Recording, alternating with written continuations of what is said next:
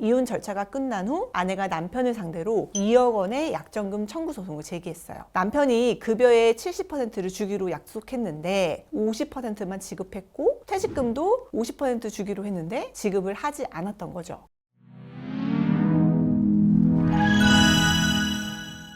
안녕하세요. 제어받는 남편 이혼 전문 안소연 변호사입니다. 오늘은 합의서 작성에 관한 이야기를 준비해봤습니다. 혼인 생활을 하면서 배우자와 합의서를 쓰는 때는 대부분 배우자와의 관계가 나빠졌을 때일 거예요. 이혼을 한 해 만에 하는 시점에서 잘 살아보자고 합의서를 쓰실 수도 있고요. 잘 헤어지기 위해 미리 합의서를 쓸 수도 있습니다. 그런데 이 합의서가 가지는 효력을 생각보다 가볍게 생각하시는 분들이 있어요. 합의서를 썼다는 것은 당사자 간에 약속을 했다는 건데요. 이 약속이란 단어를 보면 굉장히 부드럽고 언제든지 깰 수 있을 것 같은 느낌이 드실 수 있는데 그렇게 얕보시면 안 됩니다. 약속보다는 계약이라고 생각하셔야 해요.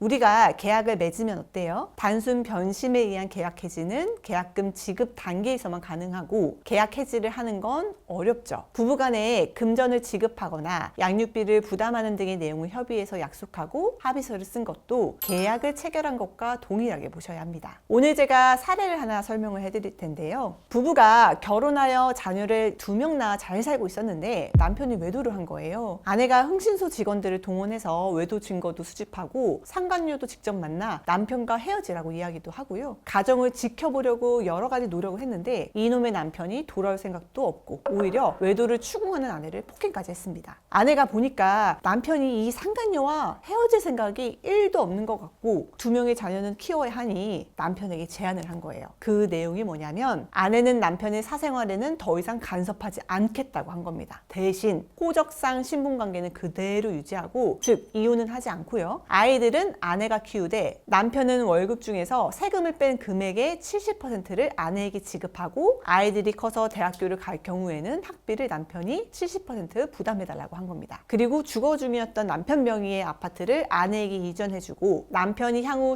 시부모님으로부터 증여받을 부동산이 있다면 이건 자녀들에게 이전해주기로 해달라고 제안을 한 거예요. 남편 입장에서는 바람핀 유책 배우자니까 어차피 이혼은 못하고 애들에 대한 양육비는 줘야 하니까 빨리 상간녀랑 살려면 아내가 제안한 대로 하는 게 좋겠다 판단을 했겠죠. 그래서 남편 월급의 70%를 아내에게 주고 형식적인 혼인관계만 유지하는 합의서를 작성했습니다. 이 부부 합의서를 쓰고 14년간 각자 잘 지내다가 결국 이혼하게 되었는데 이혼 절차가 끝난 후 아내가 남편을 상대로 2억 원의 약정금 청구 소송을 제기했어요. 남편이 급여의 70%를 주기로 약속했는데 50%만 지급했고 퇴직금도 50% 주기로 했는데 지급을 하지 않았던 거죠. 남편은 합의서를 작성할 때 아내가 병적으로 집착하면서 협박해서 내가 어쩔 수 없이 합의서를 작성한 것이고 이 합의서는 형식적으로 법률상 부부관계만을 유지하고 자녀들의 양육비 등만 책임지겠다는 것이니까 민법에서 정한 부부간 동거 의무 등을 반하는 것으로 민법 103조 위반이다. 그래서 무효다라는 주장을 했습니다. 남편은 이 밖에도 권리 남용이나 불공정 법률 행위 등도 주장을 했었는데요. 법원에서는 원고인 아내의 손을 들어줬습니다. 법원은 부부의 가정 파탄의 책임이 전적으로 바람핀 남편에게 있고 아내가 남편을 협박하여 약정을 체결한 증거가 없다라는 점을 인정했어요. 그리고 여기서부터가 중요한데요. 부부가 사실상 이혼 상태에서 형식적으로 법률상 부부관계만을 유지하고 일방이 생활비를 부담하기로 하는 약정을 하는 것은 사적 자치의 원칙에 따라 허용될 수 있는 것으로서 특별한 사정이 없는 한 이를 두고 불공정한 법률 행위에 해당한다거나 사회상규에 반한다고 볼 수 없다라고 판단을 했습니다. 쉽게 말해 부부간 약속이니까 구속력이 있다고 본 거죠. 이 아내의 경우 약정서를 정말 꼼꼼하게 작성했어요. 무려 10가지 항목을 법률적으로 잘 정리해서 작성했거든요. 약정금 청구를 할 때 주장해야 할 사실은 언제 얼마를 주기로 했는지예요. 이 아내분의 경우에 언제 얼마를 지급하겠다라는 사실을 꼼꼼하게 작성하셨기 때문에 입증이 쉬워서 승소하실 수 있었던 겁니다.